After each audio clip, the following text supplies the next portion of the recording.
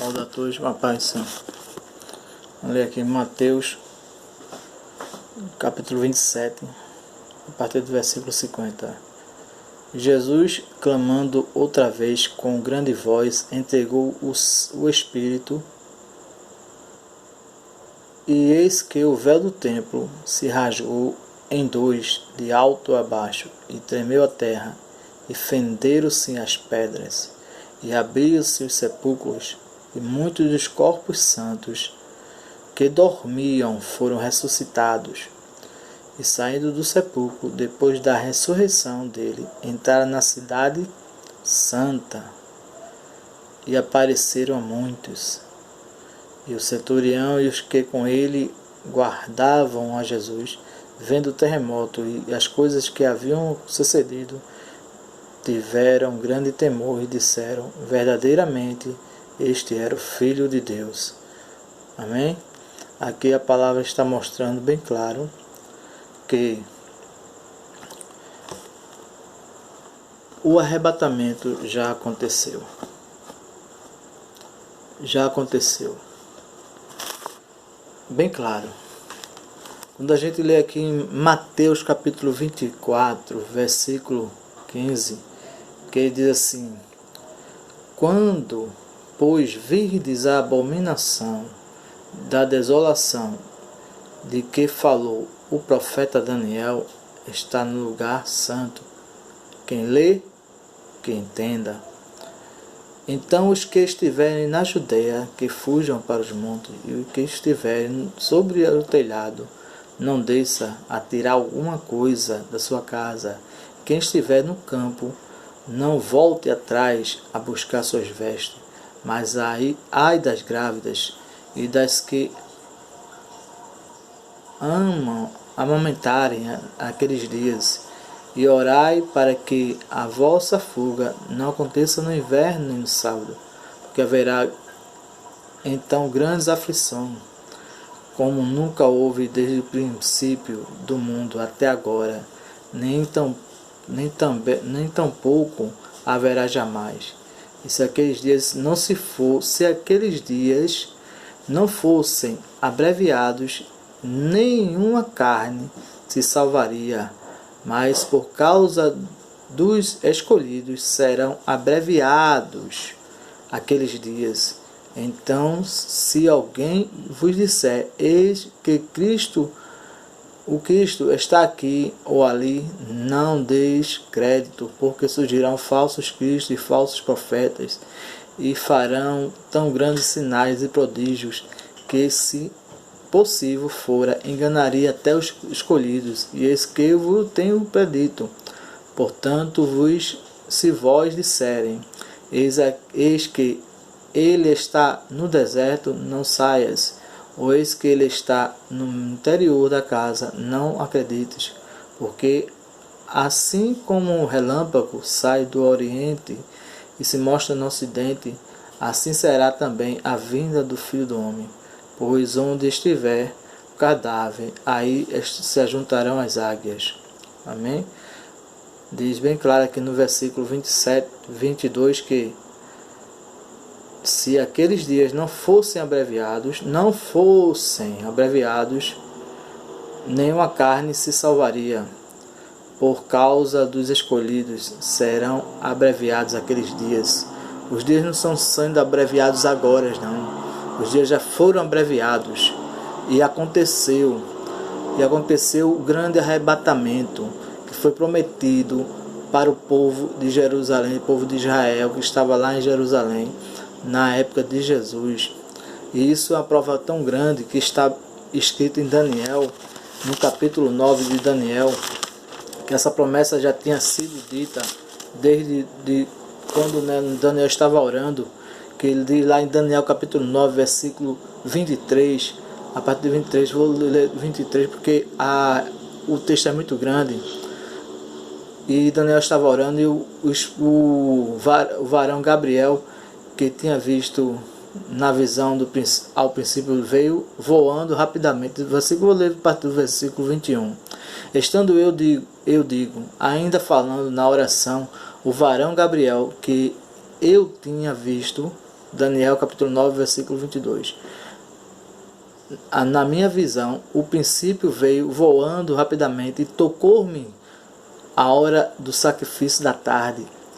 E me instruiu, falou comigo e disse: Daniel, agora sai para fazer-te entender o sentido.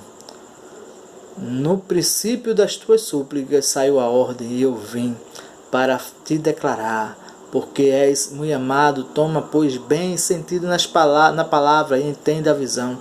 70 semanas estão determinadas sobre o teu povo e sobre a tua santa cidade, para extinguir as transgressões e dar fim aos pecados, e expiar a iniquidade, e trazer justiça eterna, e selar a visão e a profecia, e unge o santo dos santos, sabe e entende, desde a saída da ordem para restaurar e para edificar Jerusalém, até ao Messias, o príncipe, 70 semanas e 72 semanas, as ruas e as tranqueiras se reedificarão, mas em tempos angustiosos.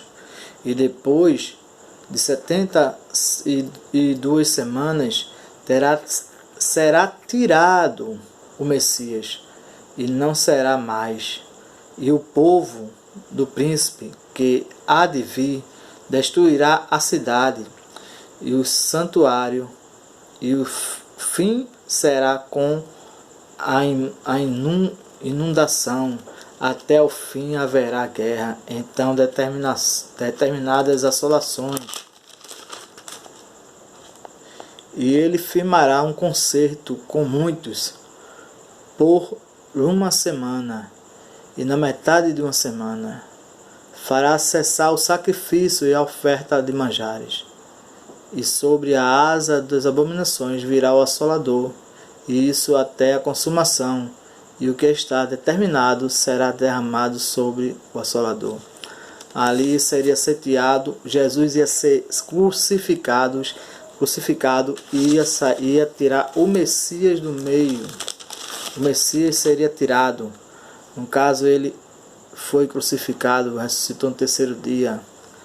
Ele diz aqui que cessaria as ofertas de manjares sobre as abominações. E quando diz lá em Hebreus capítulo 7, fala bem claro ali que quando Cristo se entregou à morte, ele abrogou a lei, e a lei, dentro da lei existia os sacrifícios que se fazia, derramamento de sangue para os pecados, e isso foi aniquilado, terminou ali na crucificação de Cristo. Como foi dito e lido aqui, os sepulcros abriram em Mateus, os santos ressuscitaram, muitos dos mortos que estavam ressuscitaram, dos santos ressuscitaram. Muitos dos santos que estavam mortos ressuscitaram e entraram na cidade santa. O véu rasgou-se, e quando os centuriões viram aquilo, eles disseram: verdadeiramente esse era o Filho de Deus. Hoje é só a colheita. A colheita de quê? Daqueles que creem que Cristo é o Salvador, que Ele é o único que deu a vida por mim e por você, e por muitos. A esses que creem, esses são recolhidos por Deus para uma eternidade de paz. É a grande colheita. O arrebatamento aconteceu, foi para aquele momento ali, porque ele disse teria que ser abreviado os dias, como lemos, teria que ser abreviado os dias, senão nós estaríamos aniquilados. Ele fez esse concerto, abreviou os dias, para que ali fosse comprado a liberdade de escolha para a eternidade de paz. Por isso que estamos aqui. Nenhuma carne, diz assim, no versículo de Mateus, capítulo 24, versículo 22. Se aqueles dias não fossem abreviados, nenhuma carne se salvaria, mas por causa dos escolhidos serão abreviados aqueles dias. Deus escolheu antes da fundação do mundo, aos seus. E se não fosse por causa disso, ele não teria abreviado os dias. E ele abreviou. E a ressurreição já aconteceu. Hoje é a escolha. Por isso que Paulo diz, queria muito que os homens se salvassem. Agora a escolha é a liberdade de escolher. A liberdade está aí. Escolher a Cristo para a eternidade de paz ou ao inimigo de Cristo, que é Satanás, para a eternidade de tormenta. Eu escolhi a Cristo para a eternidade de paz, sabendo que Ele vai recolher os seus, como o lavrador que está numa vinha ou numa plantação, e ele sai colhendo aquilo que ele plantou. E o que foi plantado foi a misericórdia dele sobre aqueles que crêem. Amém?